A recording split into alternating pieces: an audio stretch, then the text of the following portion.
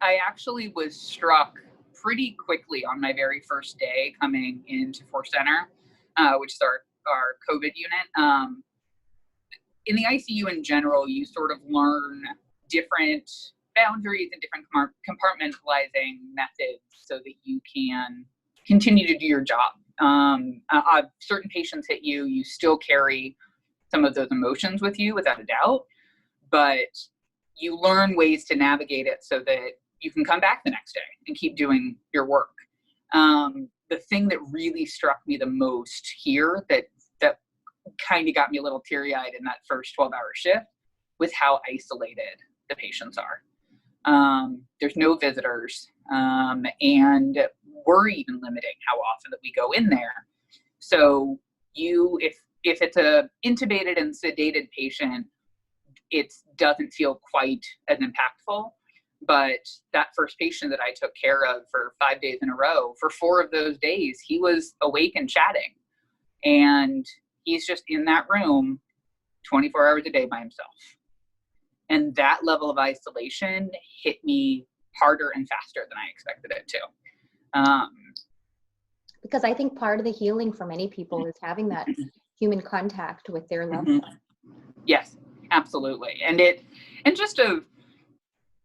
For also the family members of that, we're their lifeline to kind of get updates on their family member. And thankfully in his case, this particular patient was able to FaceTime and text with his family a little bit. But if they're intubated, like so many of our patients are, the only way that they get any sense of how their loved one is doing is just by some updates that they're able to get from the bedside nurse. And so that aspect of this disease, that the COVID patients in particular, just because we limit how often we go in, but that all the patients in the hospital right now, unless it's end of life, people aren't able to have visitors. And it's, I think, the right call, but it really is in many ways to me the most heartbreaking part of this whole pandemic.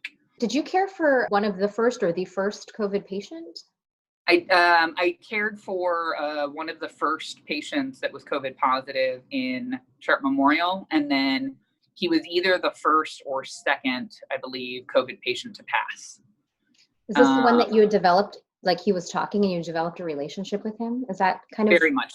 And he had a course that, and based on what some of the physicians had said, this was a bit of what they had been seeing, where he was going back and forth between good days and bad days. So I happened to have 5 days scheduled in a row. And so I took care of him all 5 and then had 2 off and then came back and took care of him again that last day when we withdrew ventilator support and he passed.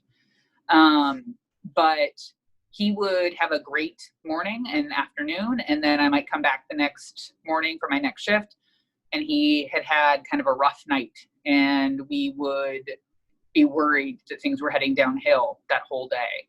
And then I might come back the next shift and he was doing a little better and he seemed perkier and in a better mood and able to talk more and not out of breath so quickly. But it was very back and forth for him. Unfortunately, with a little bit of a steady decline happening in the background as well. Having the 4 days with him where we were able to interact and he was my only patient and I helped his family FaceTime with him and he was very sweet and he kept turning the phone to me so that I could wave and say hi. And so I bond, some patients crawl into your heart and he did for me very quickly. There were a lot of things related to kind of his life that also just struck a nerve with me. And just some dynamics about his family and where he was from. And it hit close to home. Did you sit with him as he passed because his family couldn't be there? I did. And that's not something that is necessarily unique to COVID, I feel like. It's something that I believe most, if not all, ICU nurses it's something that I think if we feel like we aren't able to help somebody on their road to recovery, we want to make sure that they are not in pain and have a death with dignity and that they're not alone. But in this case, it just felt so particularly important. Again, I had bonded with him, but I really try within my nursing career to do everything I can to make sure that if somebody doesn't have family there, that there's someone able to be with them when they pass. And I was glad that I was able to do that for this family. Sorry.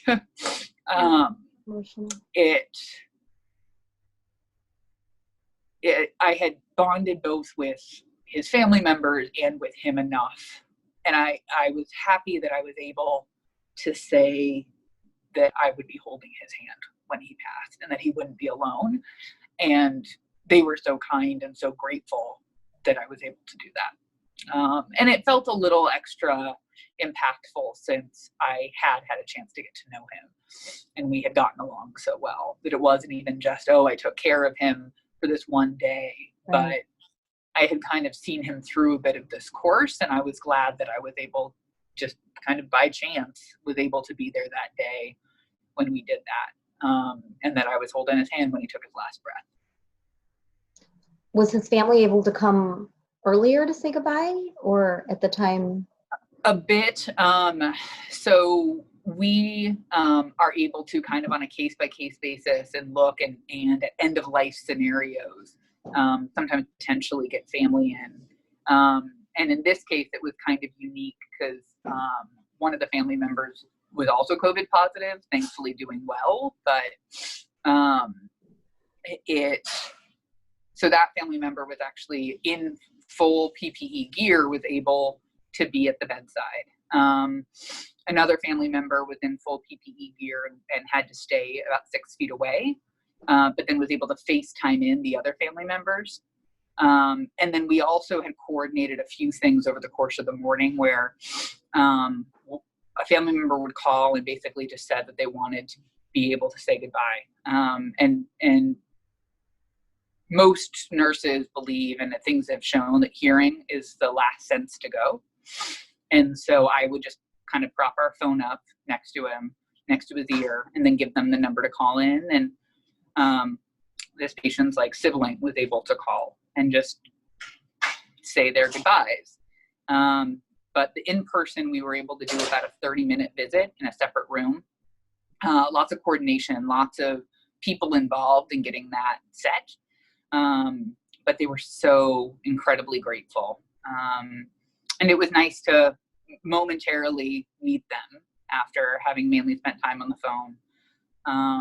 And then we brought the patient back down to 4C and then started the withdrawal of life support process. And it was relatively quick. He dropped his O2 sats very quickly without the extra oxygen support and passed in just a little over an hour. This whole experience, I'm sure, will change you forever. Yeah, absolutely. I mean, it's again, there are those certain patients that stick with you, and I will never forget this patient. I will never forget this family. But this whole experience of this pandemic is, it's not something I thought I'd ever experience in my nursing career, let alone this early in. And again, just with the impact of it, the isolation, the people of all ages that are getting this disease, to the fact that somebody seems like they're getting better and then suddenly they're not. And just the impact to society too, of just what's going on in the world around. I'm able to come in and do my job every day, but I end up quarantined on all the other 4 days that I'm not working as well. So yeah, this will forever change me. How are you doing? Are you? I think we're all hanging in there, and I think I'd say the same, that I'm doing okay. It is mentally and emotionally kind of taxing in a way that nursing, I feel like, normally isn't. And then there are definitely times on the days where I've had multiple days in a row where I'm in the COVID unit that just physically it's more tiring because of wearing the PAPR and the gear, and that end up with your lower back being a little bit more sore and things along those lines. But for the most part, I think I'm doing okay. Sleep's been a little more fitful since this whole thing started, for sure. but I'm just trying to kind of take advantage of my downtime and make sure that I'm really getting the rest I need in between. But yeah, it is, it's harder than it usually is. So this is one of the first stories we'll be airing to celebrate nurses for Nurses Week. What are your hopes, positive vision for the future? Like, how do you get through, what do you hope for and foresee? I think for me, it's one big part is that's been kind of a great like silver lining to this is the camaraderie and teamwork that we've really developed. It's just which unit you work for and kind of what your previous experiences may or may not be with particular like kind of dynamics or go out the window. And it's very much that everyone is in this together, and there's a different level of teamwork I feel like that we've achieved that is really great. That between the doctors, the nurses, the respiratory therapist, x-ray techs, lab, everyone.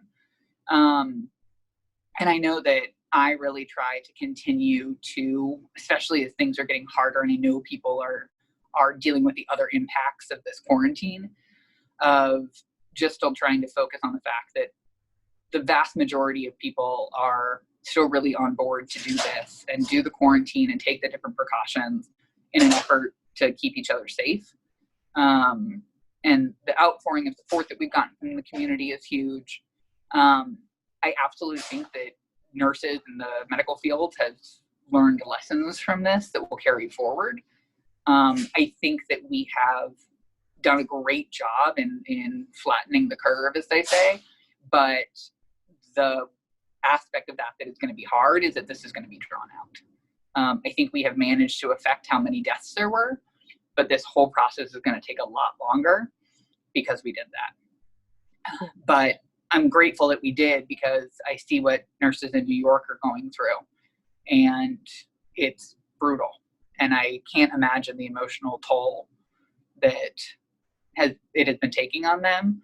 And so to be able to have some like semblance of routine and normalcy here has been really beneficial. Do you worry about your own self? It crosses my mind. I take my temperature twice a day, and really try to do kind of like a symptom check to see like I have bad allergies. So I'm like, is that a allergy cough or something more? I don't really have any other comorbidities, so I don't feel like I'm very high risk. But it is something in the back of my mind. And my roommate is a nurse, but he's not a nurse he's a nurse at Rady and is not working as much with the COVID patients. And so I just think too about kind of keeping a reasonable distance and making sure that I don't by chance do anything with him. But like I've kind of gone by and waved to my mother from afar, but I haven't actually like had any physical contact with my mom in like 6 weeks. So on your off days, you're trying to keep your distance too, just in case. So that's isolating for you as well. As brutal as this all is, it is a little bit of a silver lining that we're able to interact with each other and everyone here gets what we're all going through. So there's not a lot of explaining necessary. Everyone just kind of understands. Thank you for being so open and speaking from the heart and for your compassion and your care. And I've spent a lot of time in hospital settings with my parents, and nurses make all the difference. In fact, I just got a text from someone at Sharp. I'm sure you have so many people that you know, but he was just checking in to see how my mom was. Oh.